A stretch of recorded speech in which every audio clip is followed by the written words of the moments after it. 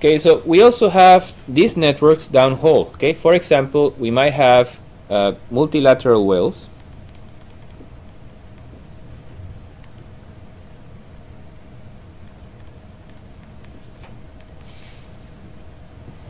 Okay, where we have one wheel, and you have, these are used, I think they're not so much in use now. They were quite a lot in previous years, but not anymore now. They want to have simpler wheel completion design, but they still use many parts in the world, because you have, it's like you had many wells in one borehole. Okay, so but you have a lot of complexity to be able to branch it. Okay, to be able to get all of these branches.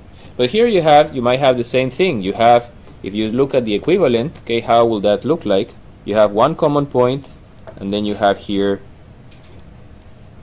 that's reservoir pressure, and it will be an IPR for well 1. Then you have IPR for well 2, and maybe they are the same, maybe they are not the same, depending on how is the formation that you are drilling. Okay, so that will be IPR 1, 2, 3, 4, and this might be, this pressure here, the commingling point, that might be your PWF. Okay, so there you have to find a solver, you have to solve how much each one is producing. Sometimes they have, if they have a choke, okay, let me copy the same figure. Sometimes they call it smart wells. Okay, nowadays they call it smart well, and there is a very big fuss, and people say it's the best. So they simply come and they say, well, now I can put a choke here.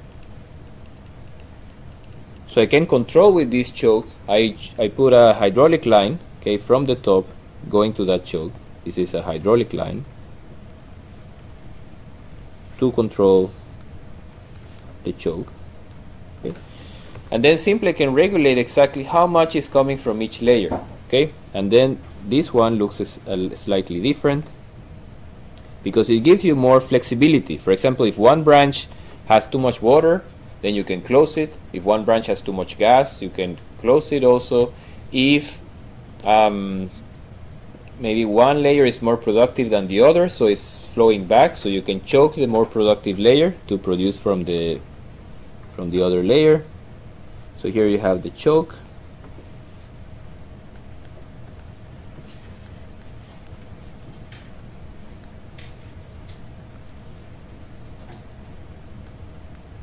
Okay, here you have your PWF, for example. Okay.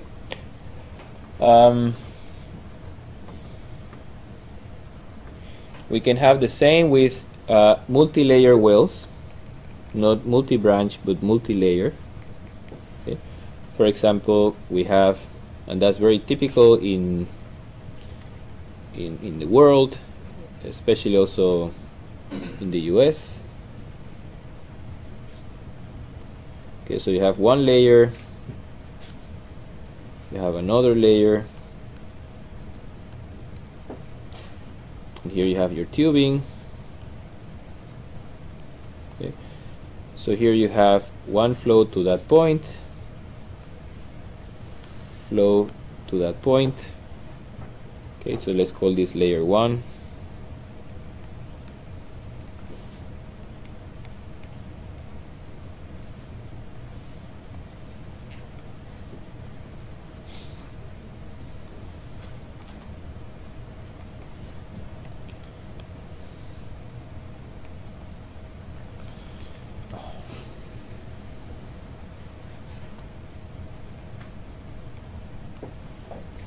Okay, so if you were going to represent that system, for example, with a line diagram, with like a network diagram, you have this PWF1, then you have this IPR, for example, and then you have another PWF, and here you have a tubing equation. Okay, you have here a TPR, which is not the full tubing but just part of the tubing, pipe, part of a pipe, PWF2,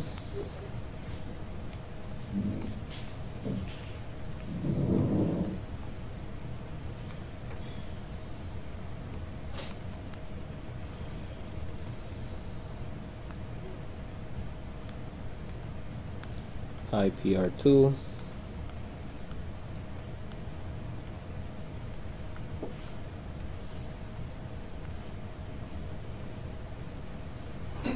okay, and here of course you have your other tubing, okay, TPR1, here we can call it TPR1 to 2, here we call it TPR TPR of the well, okay, this will be 1 from 1 to 2, no sorry, from 2 to 1.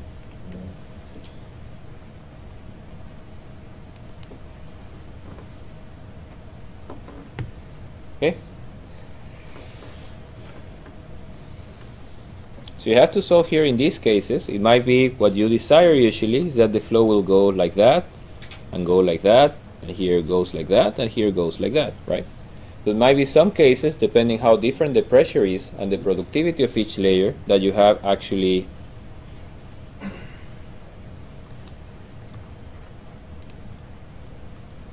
okay, yeah, you have actually maybe this is a very powerful layer, okay, so then you have flow going on this direction and then flow going on this direction, okay, and then one layer is like charging the other layer, okay, that can happen. That's very important. If you have in the network, there are differences between wells, there are differences between the layers, there are differences between the tubing. If you have something that is not equal,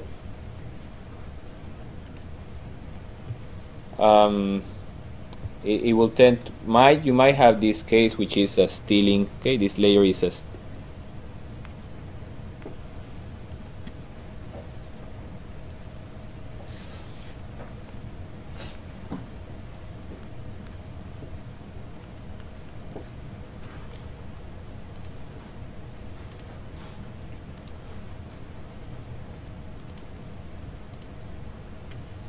okay. What else do I have here? Okay, so in the same multi-layer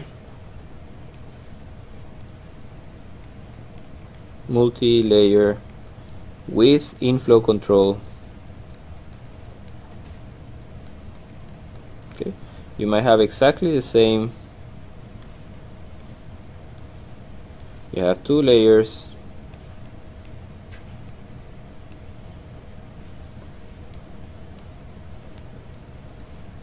okay, and there you don't have, they don't join, but simply you have here somehow this inflow control, okay, and you have here another inflow control, and here you have a packer that is simply impeding the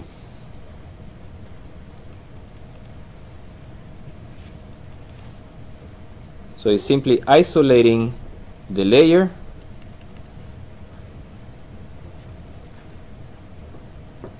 okay, so this guy is a packer, what we call a packer, and this guy in black is the inflow control, okay, inflow control. And so here the flow, that's simply like a choke, okay, so you have fluid coming from the layer to the annulus and then passing through that choke and going up. Okay, so if you want, we're going to make the line diagram. Here we have a choke, and here we have our IPR, and we have our PR1, okay, layer 1, layer 2, and we have an IPR of 1, and we have the choke of 1, and then we end up inside the tubing, okay, and then we have, from that point we have a tubing, a TPR that will be from 2 to 1. Then we have again the same thing, we have a choke 2, then we have the IPR of 2, and then we have the PR2. Okay, so from here to here we have some sort of an IPR equation. Just from here to here, this will be the PWF. Now you have to cross that choke, okay, and then you end up inside the tubing, okay. And then from that tubing going down, you have just some pressure losses due to pipe if they have a few 100 meters length. And then to go here, you have to pass through the choke. So this will be your PWF, and this is your PWF 1. Okay. Just like a comment, these chokes can be, so these chokes, let's make here a kind of a, these chokes can be actuated from surface. Okay, in this case they are very, very expensive. Okay, so only if you're you have your whale is really a nice producer, you can afford. But if you're a poor operator like this uncle in the US, so he probably won't have the money. Okay, because you have to pass up a cable, you have to pass a hydraulic line to connect it here, and then you have to pass another hydraulic line to connect it there. Okay, so this is the, let's call it here hydraulic lines.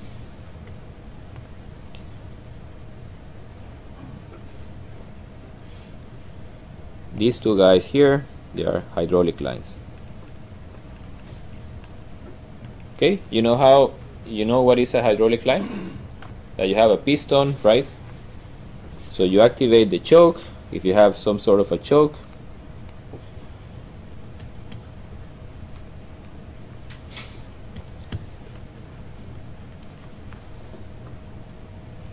Okay, you have a choke and you have some opening that you want. It might look like that, might look different. Okay, downhole it looks different.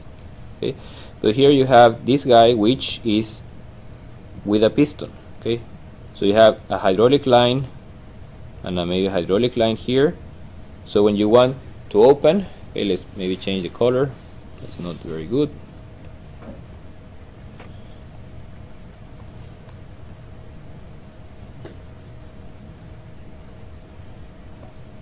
Okay, so when you want it to close, simply you send fluid from one direction. Okay, you send fluid from here, and then you have to retrieve fluid from there. Okay, or if you want to open, you do the opposite. Okay, you send it on the other direction. Okay, so that's why you have to have these hydraulic lines, so you control it from surface. Okay, but if you do that, then to install that thing here, it's a pain. Okay, you have to be careful. You have to have a packer that has a hole to put the hydraulic lines. Okay, so it's very expensive, and only when you really think this can create a lot of value. Okay, yeah, if you want like a more, this choke can be actuated from surface or mechanically actuated.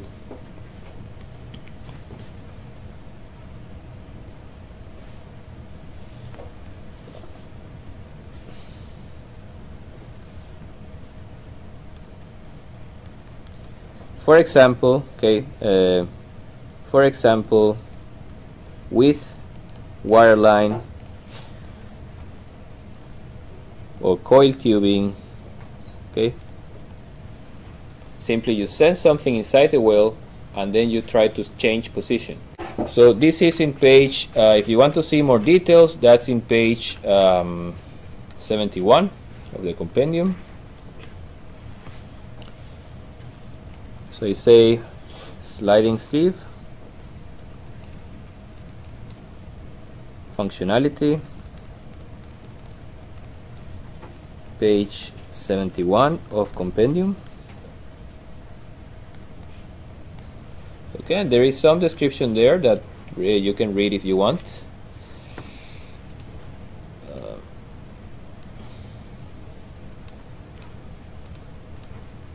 But when you have these hydraulic lines, you have somehow to be able to push here.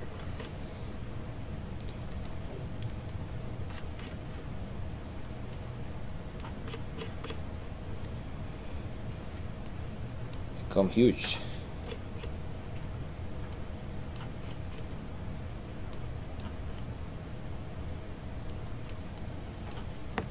Okay, simply you have to have some hydraulic line that is pushing up and down this red thing. Okay, In the case of the poor boy solution, you come inside with a tool and then you move it up and down.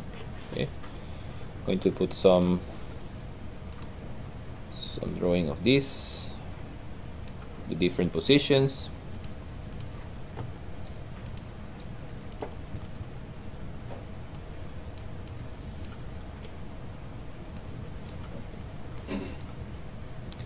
And also of the tool. I think it's important to keep connection with the mechanical side. Okay, we like modeling, we're doing a lot of things in Excel, paper takes everything, but when you go to real life, you have to know how the equipment looks like. Okay, at the end we can do a lot of things on paper with modeling software, but we are just working with a physical system. Okay, so we have to know a bit how that system works. Okay, that's a shifting sequence, and you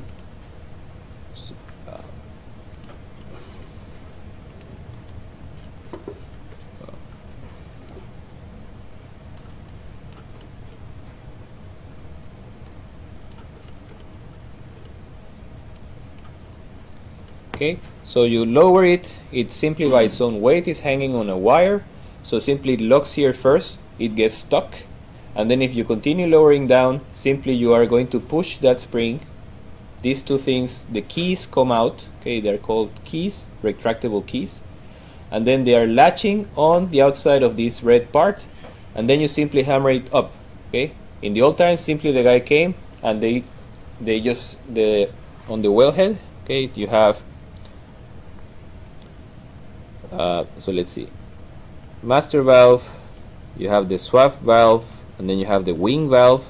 Okay, and here you add the lubricator. Okay, where you have this tool inside. That's simply to put inside this tool. Let's make it in another color. Okay, that's the tool, and here inside is the well. Okay, here we have the tubing. Okay, that's what we call the master valve. That's the wing valve, and that's what we call the swap, which is exactly for this application, swap valve. Okay, so we put inside the tool, we connect it to a wire. Okay, and then it goes inside. There is some small seals that keep tight between the cable, and then here you have, depends on the design, but something like that, and then you go like that. And here you have a person. In the old times was a guy. You can see some videos on YouTube. Okay, that he simply pulled. Okay, he simply pulled this cable. Okay, then pull it up to bank it up, pull it up to bank it up, and then finally the sleeve is going to get in location. Okay, just the last comment on networks, and then we go away from networks. Okay, very important for some types of field. You have to know how to compute networks. You have to know how the commercial software treat networks and what kind of results you can get. Okay, and why the solver can sometimes fail. Okay, in this case you have long horizontal well. In this case that is let's say an oil layer. You might have an aquifer, underlying aquifer. You might have a gas cap. Okay. And what you see there, if it's very long and the size, let's say the rates are high and the size is relatively modest, okay, you see that the pressure here is actually higher than the pressure here. Okay, because simply you have frictional flow and you have that profile. Okay, you have flow coming in here. Okay. But if you see what drives that flow, actually you have at some point far away, you have reservoir pressure. And then this IPR actually is driven by the difference, right, between those two pressures.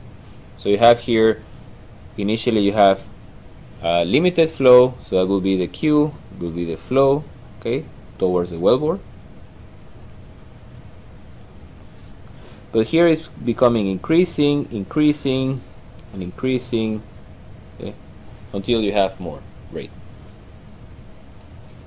Because simply the pressure differential between reservoir pressure and this pressure inside the well, it's bigger and bigger. Okay, therefore you can have more and more rate.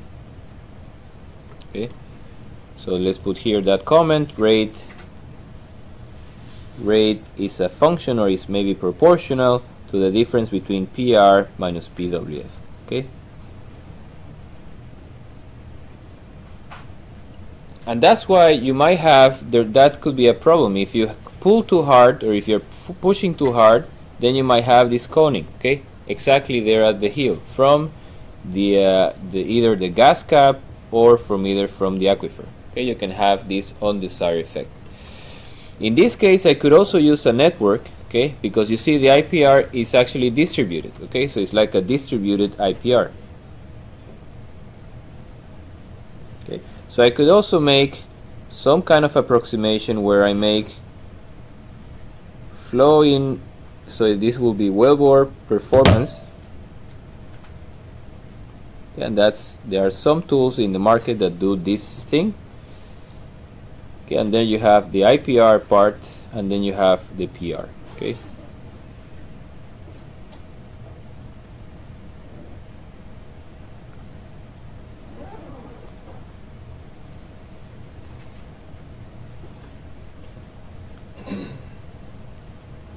Okay, but you can approximate a complex well long that you don't know exactly, has a lot of pressure drop along the pipe. You can approximate with such a model. Okay, so here you have like wellbore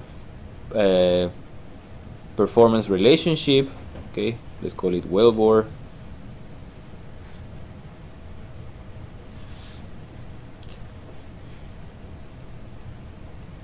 Okay, and here you have the IPR of each section. Okay, and finally you have here the P at the heel.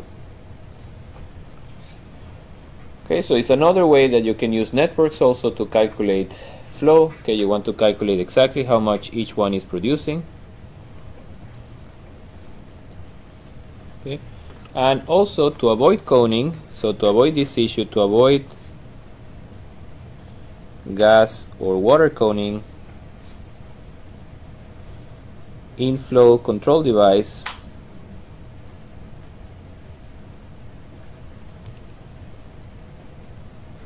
are often used. Okay. In that case, let's try to make it quickly. Yeah, so you have your oil layer.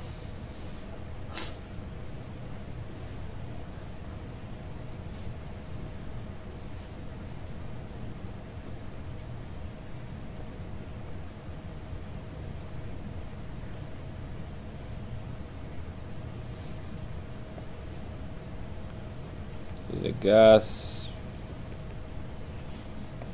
and the water aquifer. Then we do the same way that we have done before. We put another pipe inside. Let's see how this goes. I always mess up with the dimension. Okay, and then you add packers. Try with a different color. Okay, you subdivide. It's like, you know, this the Romans used divide and conquer. Okay, so they try to do the same, to subdivide in each problem. Okay, we put packers. Okay, and then in each one of these sections I add an inflow control device.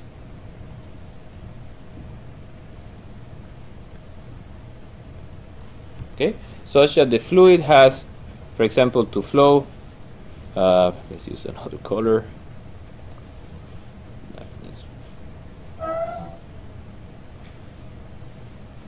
So it goes inside, then goes through the control device, and then goes inside the pipe. Okay, and the purpose of that is that now my network, it will be, you know, I have PR, then I have this choke. Okay, so sorry, I have the IPR, then I have this choke. Okay, then I have inside the pipe, then I have the wellbore, choke, IPR, PR, okay, and so forth.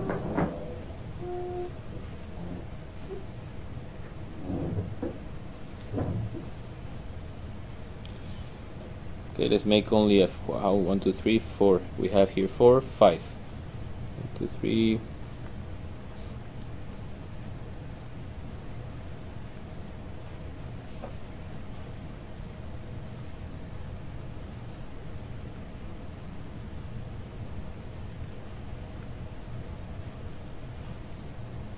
Okay.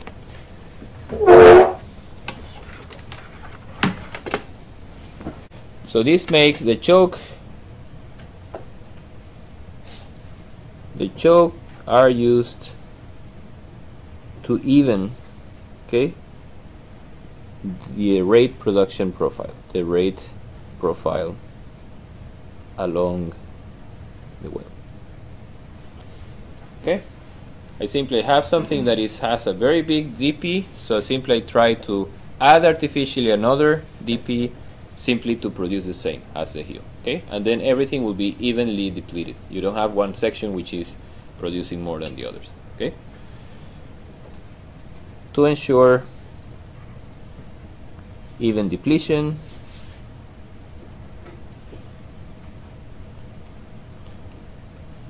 and high recovery factor.